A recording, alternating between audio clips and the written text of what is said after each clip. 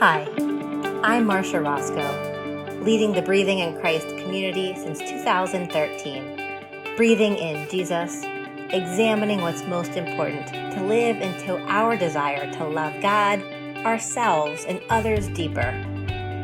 Genesis 2:7 tells us that God's holy breath forms us. Are you ready to consciously connect to Christ one breath at a time? Are you ready to honor every aspect of your life, what you say, what you think and do, as sacred encounters with God and others? Breathing in Christ discovers the life God intends and is here to help you align your habits and your behaviors with God's love. Because after all, how we live is how we love. Again, this is Marcia Roscoe, and welcome to the Breathing in Christ community.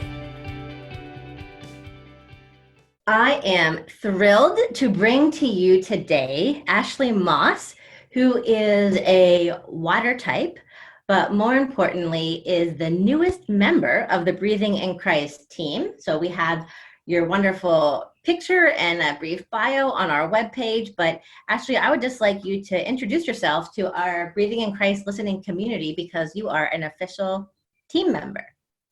Yay! Hey! I am so excited to be here today. But more importantly, I am excited to be working with Breathing in Christ because I love the foundation that you have created in the sense of helping people reach out to God in their relationship and how that is formed. You know, you and I have been working on a spiritual directee relationship for the past couple months and really seeing how that relationship is fostered and how that relationship develops makes me excited to be part of this team and be the senior executive assistant to the founder. You know, really fancy title. That just sounds so professional. I love it. I love it. You know, our work together really goes back, oh my gosh, probably a decade, Ashley. You know, when I think back to when I first met you, it was really just coming fresh out of your service in Guatemala. And you know, you were just kind of on fire for Jesus and kind of wondering where God is calling you. You know, maybe you can share with us how that experience really does embody your spirituality type and how you just drew a deeper connection to God in those experiences. So the thing that I am learning about waters is that water goes wherever it needs to go.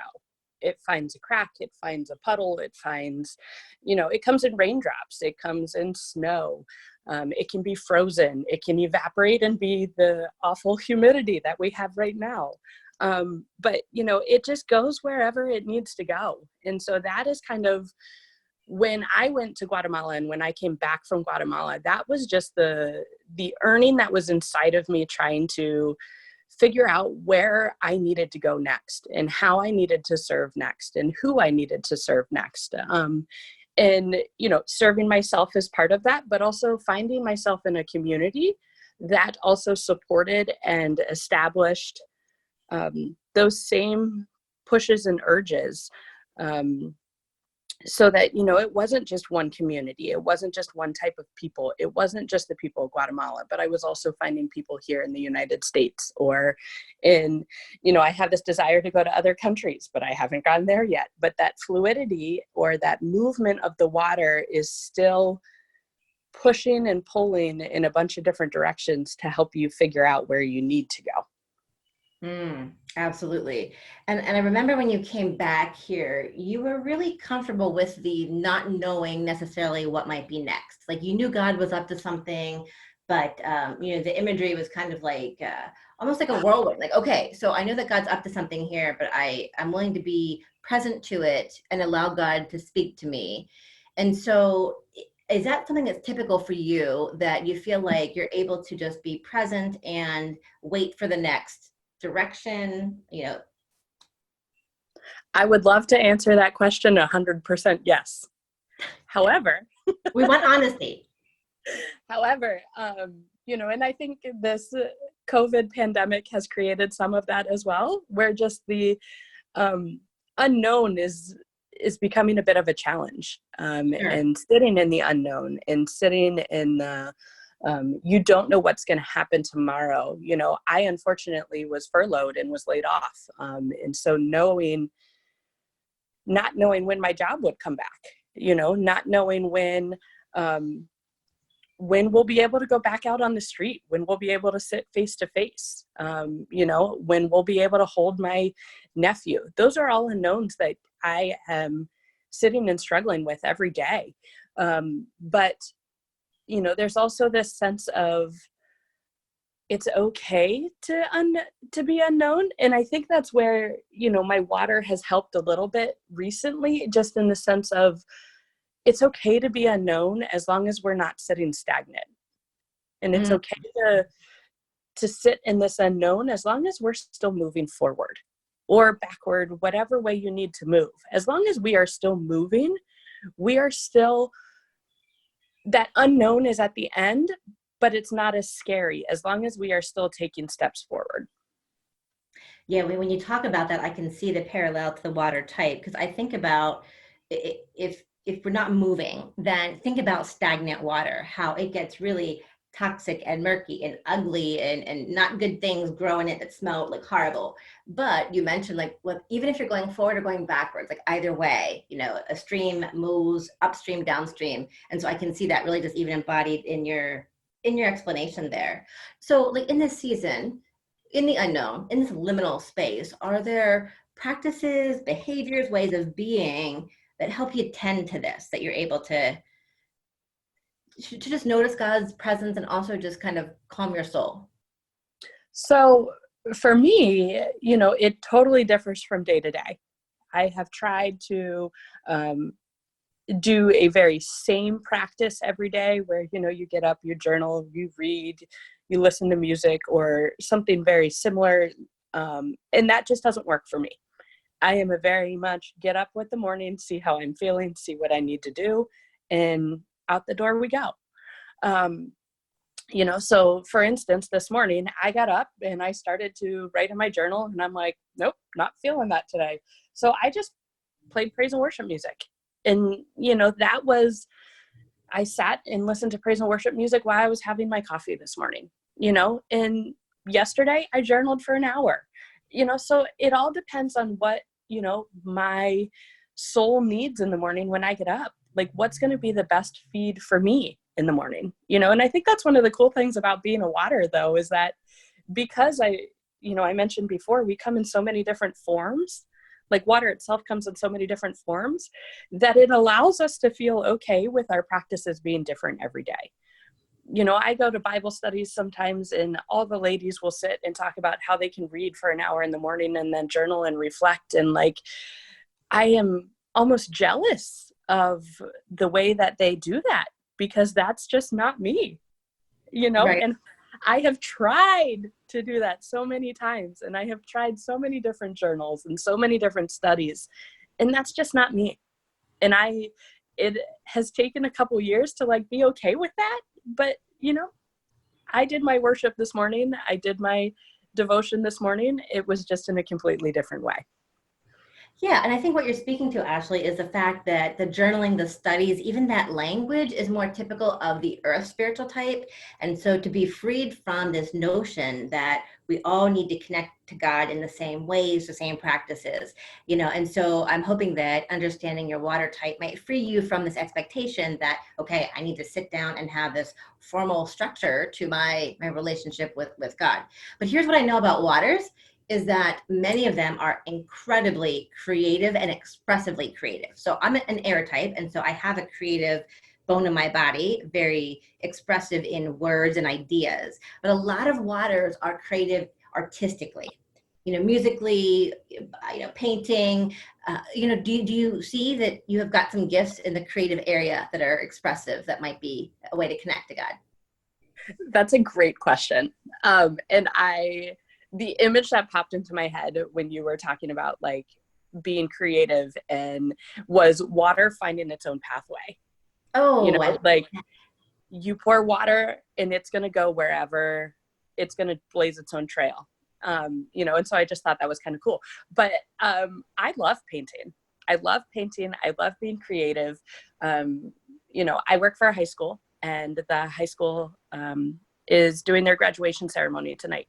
And so we made I made a bunch of posters. And, I just was ecstatic to make these posters, and put quotes on them and draw pictures on them to bring joy to other people.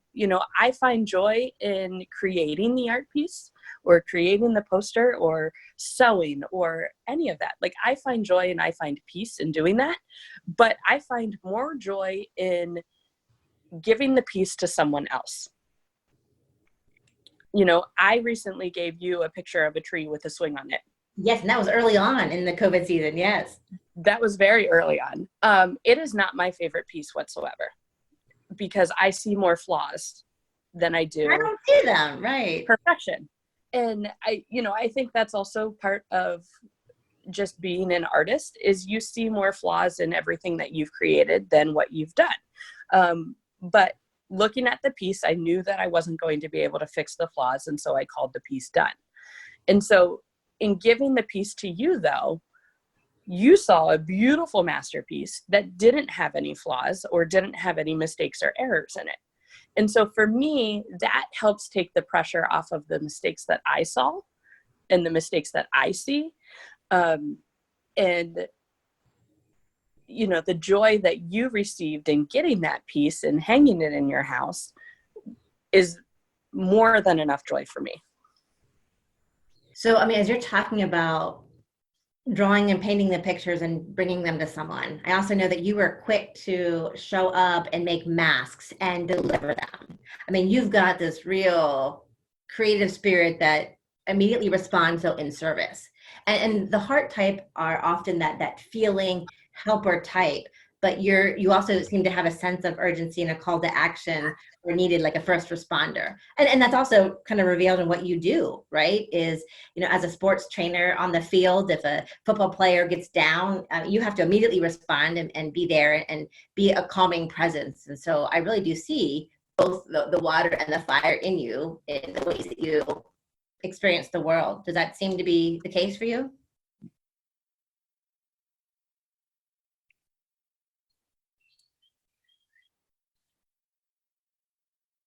I'm an athletic trainer by trade, and and I took an Enneagram test, and my Enneagram test revealed that I was a 2.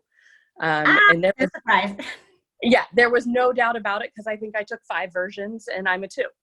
And the 2, for those of you who don't know who are listening, is the helper.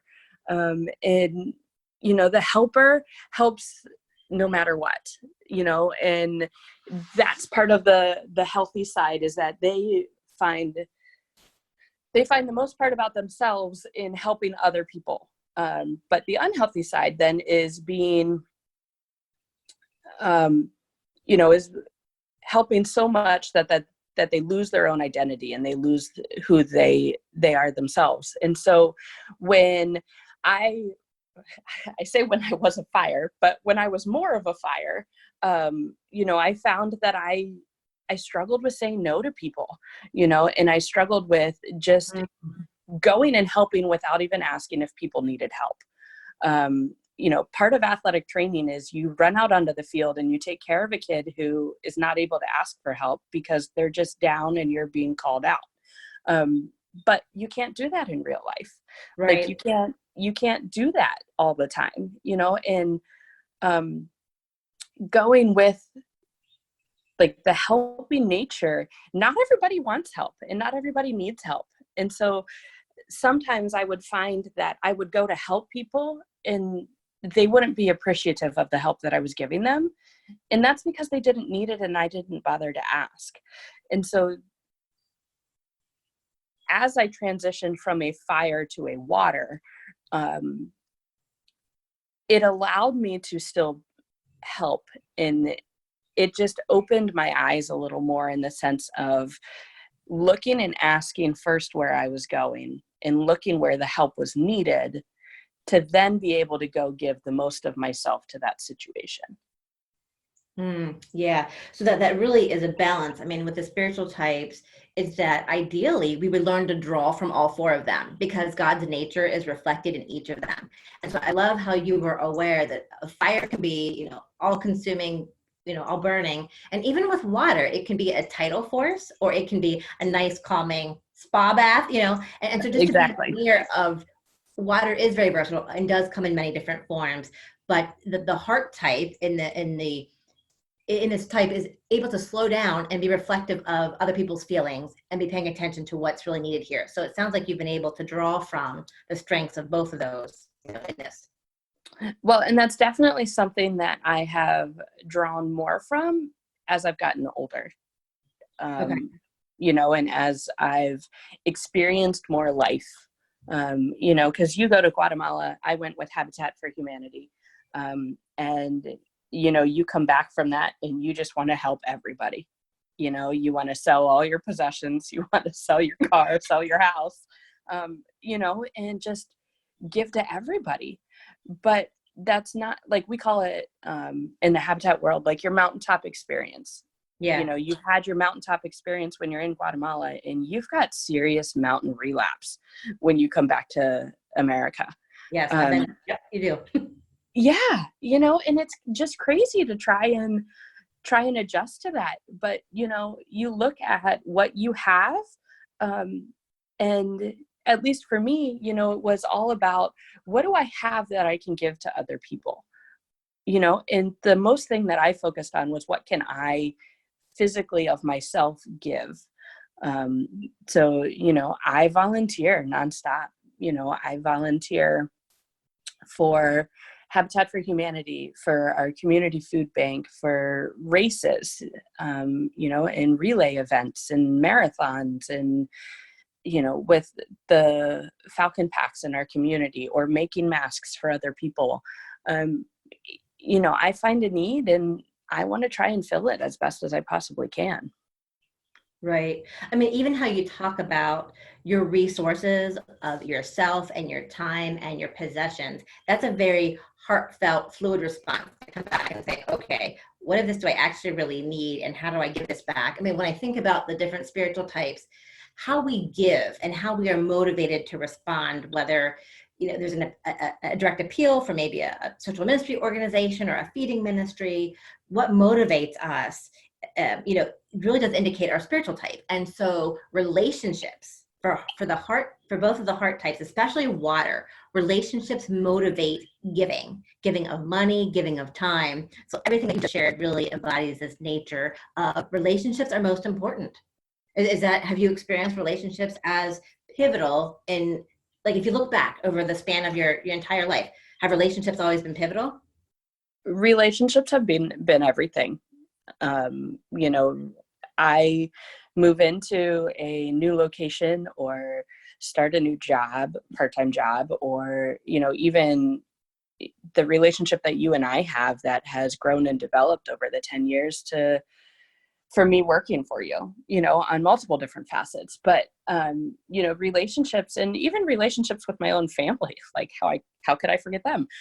But, relationships to me are the foundation of everything that I do. I am less likely to just go volunteer for something that I know nothing about. Right. Where I am more likely to go, if you have a campaign, Marcia, and go, I need your help, I will be there hands down. Yes, you always are. That's why you're here. I thank God for Waters and for Ashley. Yeah. But, like, I have to have a reason for wanting to be there, and my reason is for helping you as my friend, as my, as our relationship has grown. That has to be a reason. That has to be part of that foundation. Yeah, so it almost sounds like relationships in this water type really are the motivator for the decisions that you make. So this really takes spiritual types to a deeper level. I mean, as in my research of this, my work with this, the spiritual types really do embody how we most intimately connect with God and give us some tools, not a template, not anything concrete, but just an entry point. but it seems like you really even take that to a deeper level, that it seems like it's a really intrinsic part of your DNA. Have you always been drawn to the element water? Like if you think back, like were beaches important, pools, were you always like, having to get your hands wet? Have you seen that just in the actual elemental form of water? That is a very good question. I love rainstorms. And Oh, rainstorms I yes, think are do. my communication. you know, and I have to be careful sometimes, like if I'm posting to social media about the rain, because I posted during the flood about how much I loved the rain, and then 3 days Right. later, all the destruction it caused. But when we were younger, I have a younger brother, but when the two of us were younger, we would go on a bunch of camping trips and hikes. And I think to me, one of the most serene sounds is a waterfall. And just listening to the water rumble along the rocks or fall over the crest of the waterfall. So, I mean, the water falling, whether it's from the sky or from the ground, seems to be where I am connected most. Yeah, and even as a sports trainer, our bodies are made significantly of water. And so I just wondered if that physical connection was at all a draw for you in kind of your life's path. I mean, that's a complete stretch on my part. I have no idea, but just, our biochemistry and just kind of knowing what you do. And yeah, it's interesting. Like you cannot escape it. I cannot escape the water. Yes. Yes. So if you as a water are the helper, and that if you're not careful, you just give all of yourself away. Your reservoir can be empty. You can just go spiritually bankrupt. Um, how do you see this playing out with your relationships? Like now that you have an awareness of this, you've talked about shifting from fire to water and just being a little bit more intentional and noticing really where you need to go as water. But do you see this awareness playing out in how you interact with other people now, or just have an awareness that your type might not be another person's type, and that might be an opportunity to be more inclusive, understanding, compassionate about where they're coming from versus where you're coming from? So I think that is just, in general, just regular communication with people. I am headed on an airplane on June 9th. I will be flying out to Colorado, and my brother and my sister-in-law and my nephew live out there, along with my dad and my stepmom and my uncle and my aunt. But the goal was to go be a nanny for my brother and his wife for the summer. Obviously, with COVID, that has completely changed. Flying wasn't even an option for a little while. Traveling, you travel 24 hours by car and you might not get to see everybody. And that's that's just part of our reality right now. And so I think that the movement of this entire trip for me has just been trying to be respectful of my brother and sister-in-law and what their desires are and how their feelings are of this entire thing, but also trying to look at it as a vacation for myself and a chance to rest and rejuvenate. Being laid off in March was extremely challenging just because I didn't know what was going to happen. And so I had adjusted to not knowing what was going to happen to now going to Colorado, but still not knowing what's going to happen, and so trying to fully embody my water type and just go with the flow in more ways than one, but go with the flow and just try to be that helper, try to be that presence without forcing or overstepping. I said before where, as that fire helper, you are there whether people need you there or not, and I feel like that is sometimes where I can get myself into trouble still because my fire and water type are so closely related that that fire still comes out in me, you know? And that's a good thing. Fires aren't all bad. I hope you know that. I mean, no. And I don't want to make it sound like I'm not crashing on the fires right now. So right. anybody who's a fire, I still love you. But I know that the fire in me was more of that, I need to go help you whether you need it or not. Right. You know, and I don't think I paid enough attention or did enough work on that fire side of myself to fully embody the fire. Whereas I've done a lot more work on the water side to fully embody and understand and use my water abilities to its fullest potential. Right. Well, so I just want to recap by saying that you're going to be a pivotal team member here at Breathing in Christ, and that it's been a real joy to get to know you and see how God is working through you. And so I hope that it isn't manipulation on my part. I would trust it's holy intervention that has brought you here. And we're in this time in this space where even when you're in Colorado and our work can be more location independent, that we're going to be able to keep hearing from you, and that you're just going to continue to be this beautiful presence that does help round out our team. I mean, my husband's an earth, my daughter is much more of a fire. And so it's beautiful to have really, you know, all four types embodied in our team. So I want to thank you officially, formally, publicly, that you are with us, and welcome you to the team officially. Absolutely. I'm excited to be here. So we will hear more from us in the days to come. But in the meantime, I invite all of our listeners to keep breathing in Christ. See ya.